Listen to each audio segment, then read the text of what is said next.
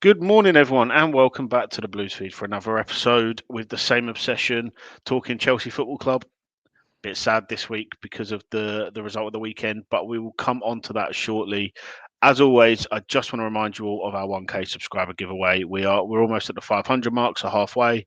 Once we hit 1,000 on YouTube, we'll be giving away a Chelsea shirt from this season for one of you lucky people. So make sure you're liking, commenting, and subscribing on all of our YouTube content, and make sure you check out our shorts as well because we're putting a lot on there at the minute. So that'd be great. And if you can share with your loved ones or your fellow upset Chelsea fans like us, that would be ideal.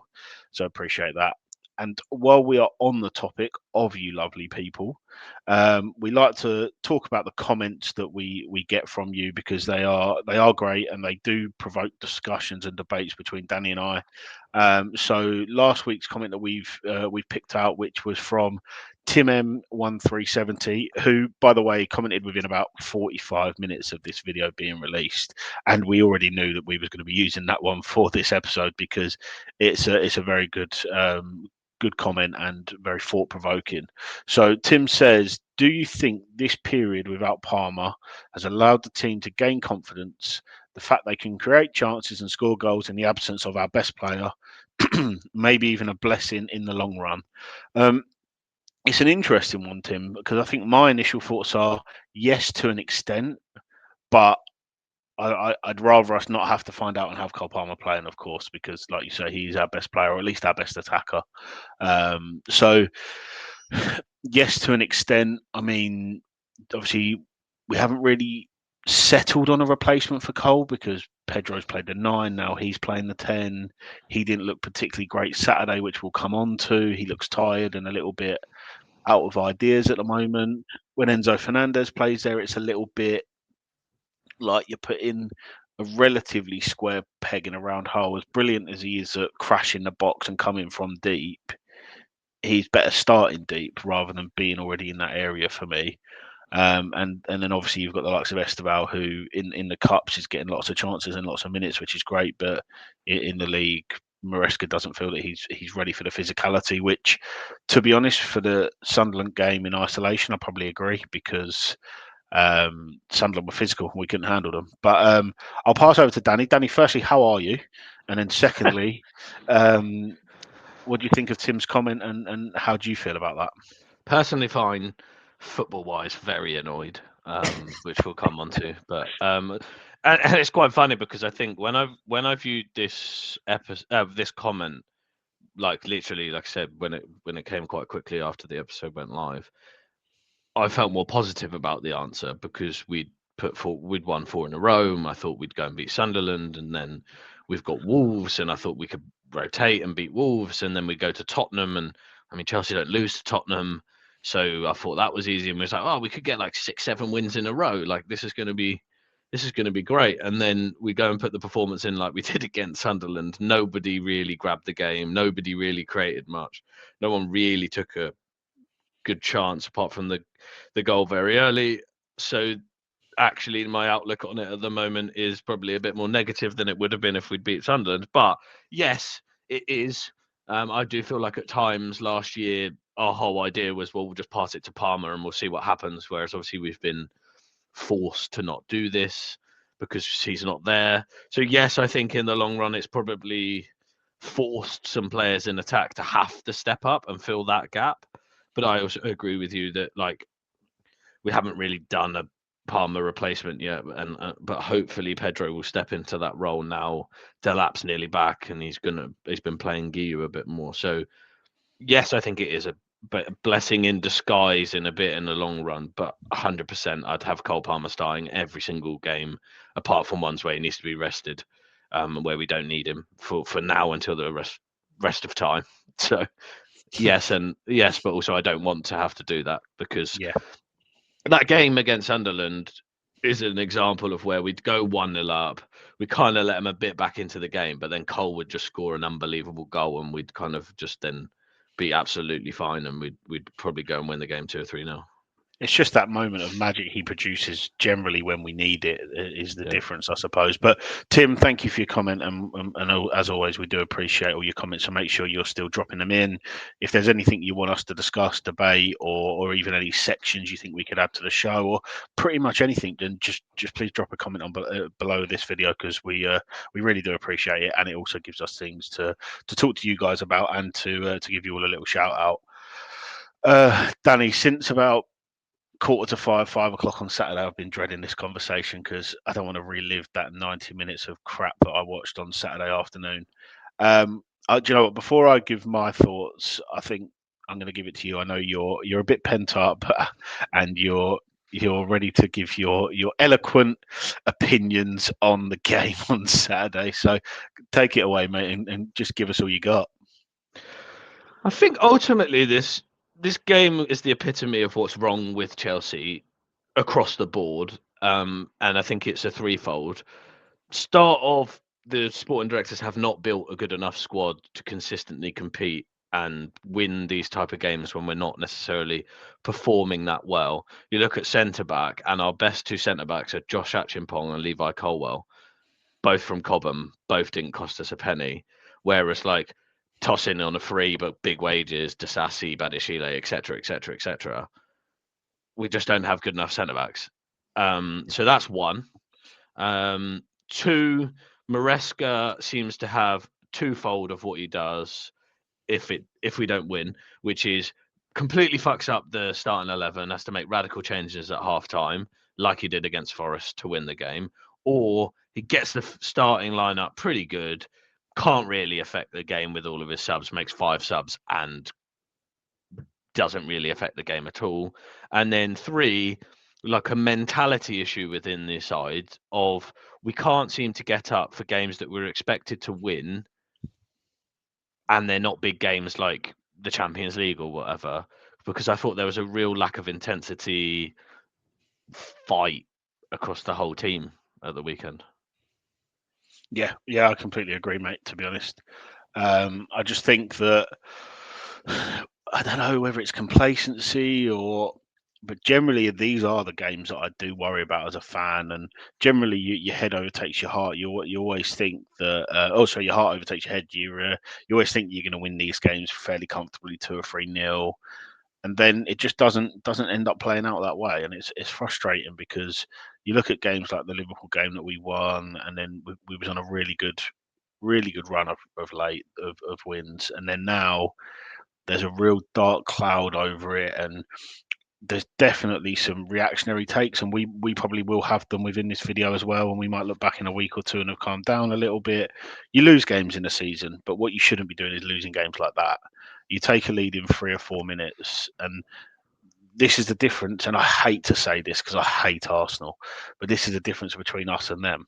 Is they can grind games out when they don't play particularly well. They are 17th in the Premier League for open play goals this season.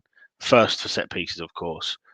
17th open play goals, but yet they're top of the league and they've conceded 3 goals. And that is why. Because they managed to get their noses in front and they stay there. They can defend well, they defend their boxes, and they haven't got idiots at centre back.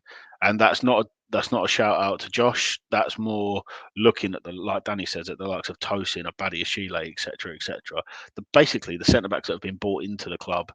I'm not as sort of downbeat about the sporting directors as a lot of people are, because I think they have made some brilliant signings. It's back to that sort of squad building element, that how can we be this deep into our project, this amount financially we've spent, and we still don't have adequate enough centre backs or goalkeeper. I mean, to be honest, I don't blame Sanchez for either of the goals at the weekend, which is a change, which is quite nice. But what I do blame is Tosin. His 1v1 defending is absolutely appalling. I think of the Fulham goal that got disallowed, luckily, because it should never have been disallowed. That was shocking 1v1 defending. Then there was the game at Brentford, 1v1, shocking defending. Basically did exactly the same thing the game Exactly. later. Yeah. And then this weekend there, held the player up, and Trev didn't help him, to be fair. But anyone saying who Trev should have gone around and nicked the ball just doesn't know football, because that's not how that works. But Trev's positioning allowed the pass, but You cannot hold a player up in your own box like that without trying to win the ball. It is just appalling defending. And he seems to be a good character and he seems to be a good leader around the group. Fantastic, fine. Keep him in the dressing room, no problem. But that he should not be starting the manner of games he is. Yes, he's a good passer of the ball, and I understand he can play Maresca's way. But if you can't defend 1v1 as a centre back, then that should be your bread and butter.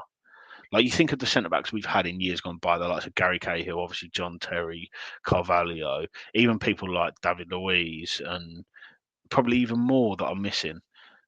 I just centre backs that can't defend 1v1 is just appalling because the way we play, we dominate the ball. So we're going to get caught in transition. You're going to be left isolated at times, and you've got to be able to deal with that scenario. He just can't.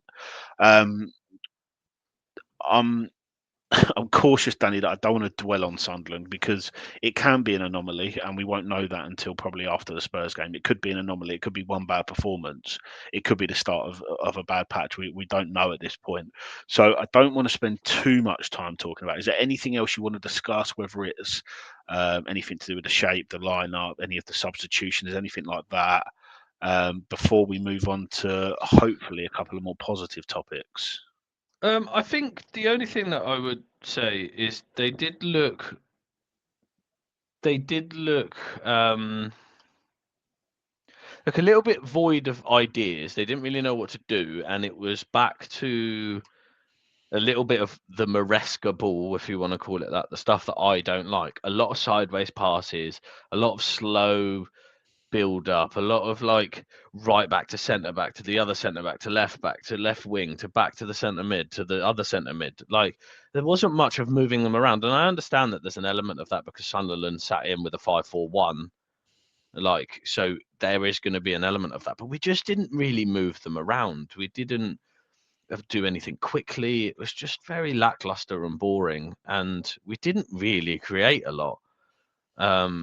To be completely honest. So a sub 1 XG performance created against a very poor Sunderland side that just sit in is very, very poor. So, yeah, I just think, and then on the subs, I mean, Maresca tried and he did 5 subs, but he just didn't really affect the game at all. And the thing that really frustrated me from the subs was, yes, he tried, and yes, he tried to put attackers on and go for the game. That's absolutely fine.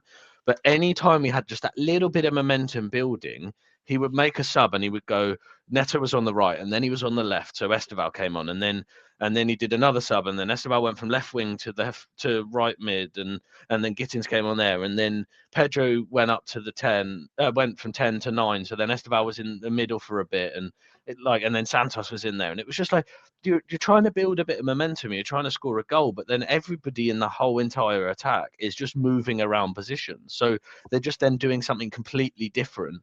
Like you then got a left-footed winger on the left, and then he's on the right, and then you got Gittins on. Like nobody just looked like they knew what they were meant to be doing, or where they were meant to be, or where the other person was going to be, because it just changed all the time. And I get that you're chasing the game, but you can't just throw everything out. And I think that's why his subs just didn't do anything.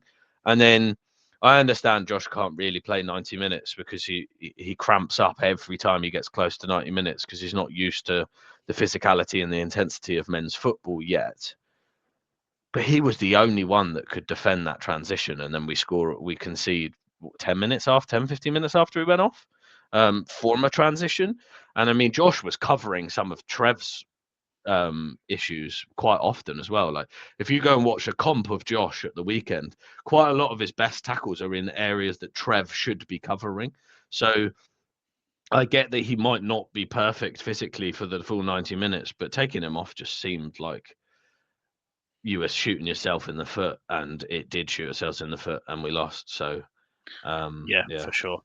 I think one of the things, And also, sorry, just on Go on, that mate. as well, just what I'm talking about. What the fuck was the whole entire midfield doing? How does the guy stop for 7 seconds in the box and I didn't see one of our midfielders? Like, who was tracking back? Where were they? Yeah, shocking. So Tosin was shit for it. Sanchez didn't really dive, but it's not really his fault. And then no midfielder tracked the runner. And then Trev, I get, can't really press him, and it's a bit awkward, but just did nothing. He just stood at the penalty spot and did nothing. It was a laughable performance. A laughable goal to concede. It looked like the end of a 7-a-side football match that is played by 50-year-old blokes that are overweight and they can't run around, and that's the goal that you concede. It was schoolboy stuff. Yeah, for sure. Completely agree, mate. Right, before we leave the Sunderland game completely, I do want to talk about a couple of small positives. I think Pedro Neto looked sharp. He didn't get as much of the ball as I'd have liked in the second half, but first half I thought he was very sharp, and I thought Garnacho took his goal very well. I mean, they're about the only positives I've got out of the game, to be honest with you. And then the last sort of topic of conversation, I think, and I'm a big fan of the player, but Mark Guehi didn't really take his chance for me. And I know a lot of people talk about the service, and he didn't get a lot of service, etc. And I understand that comment. You can't score if you don't get service. I agree. But too many things bounced off him. Too many times when he's running the channel, he lost the ball, he lost the header, he lost the battle, and I was just a little bit.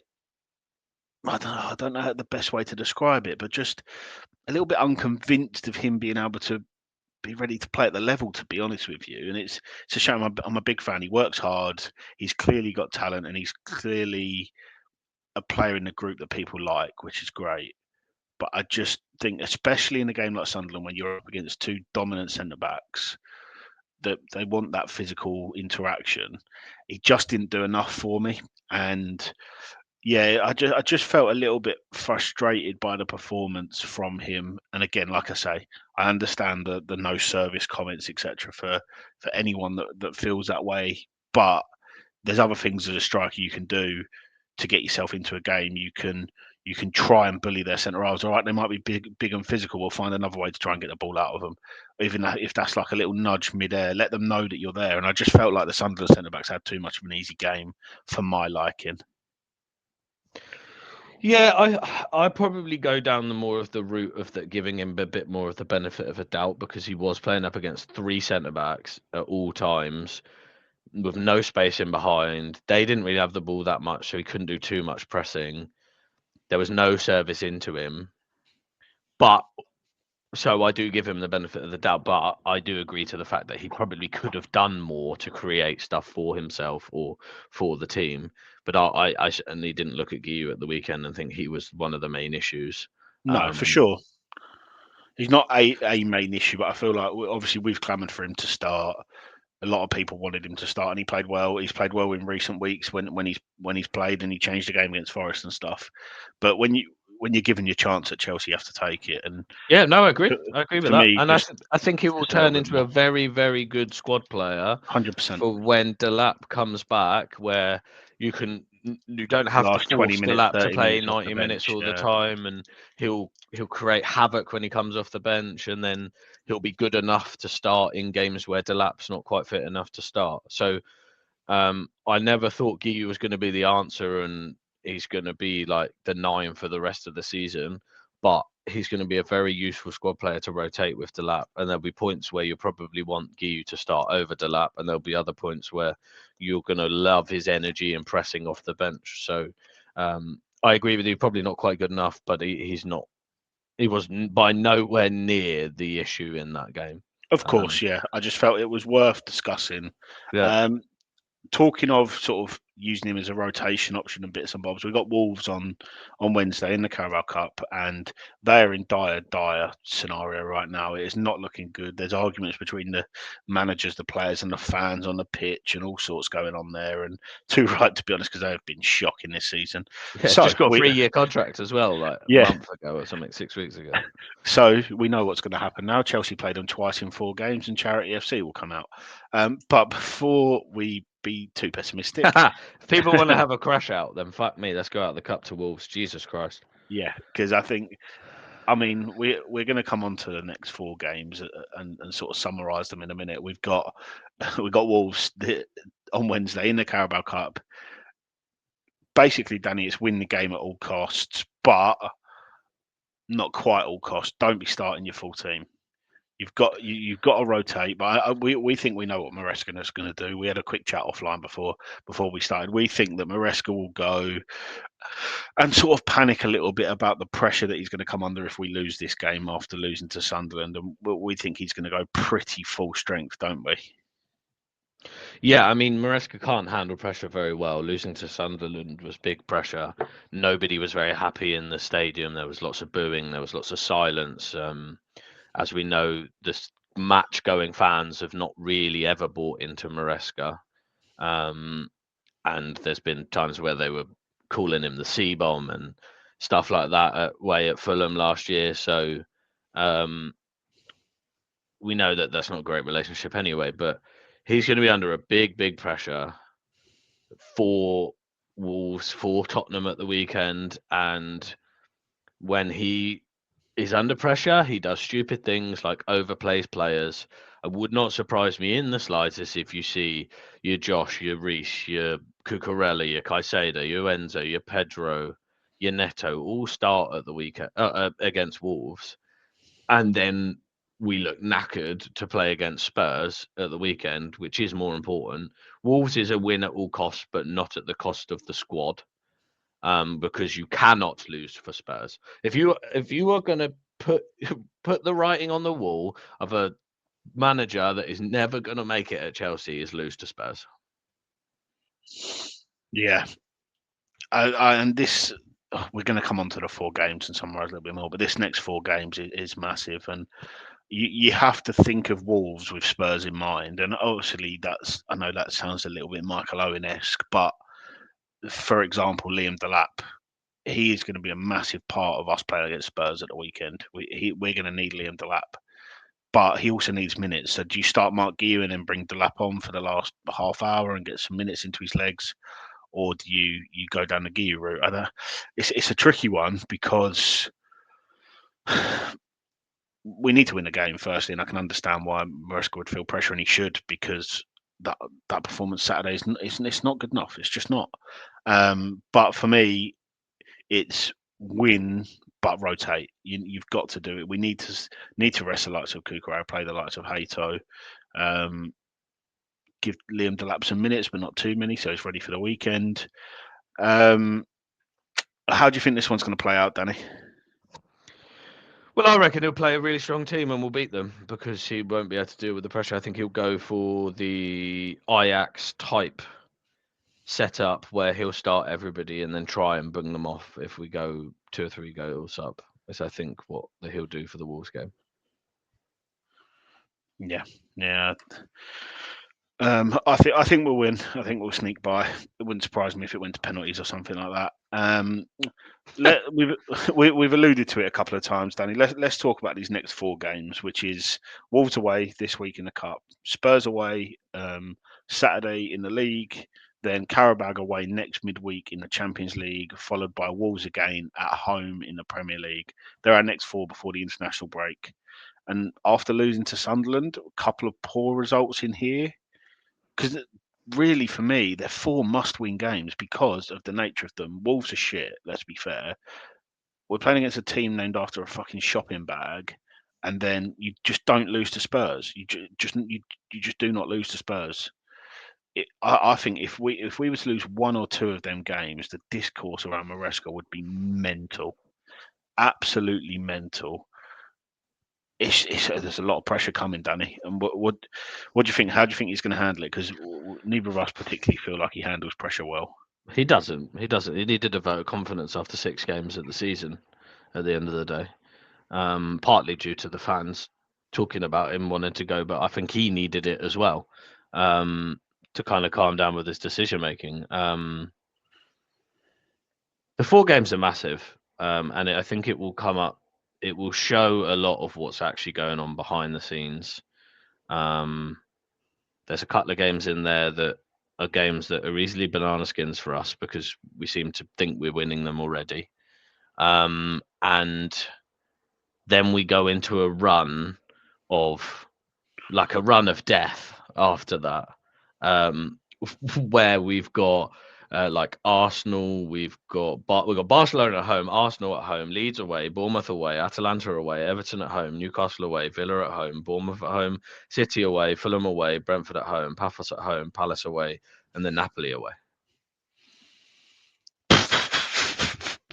So that is just So this is what I was. This is what we were trying to allude to a few weeks ago, of saying that how this run at the moment is so key for our season, because after we're going to then go and play all of those teams basically 3 days apart, with no games that are easy enough to do a full rotation of a side.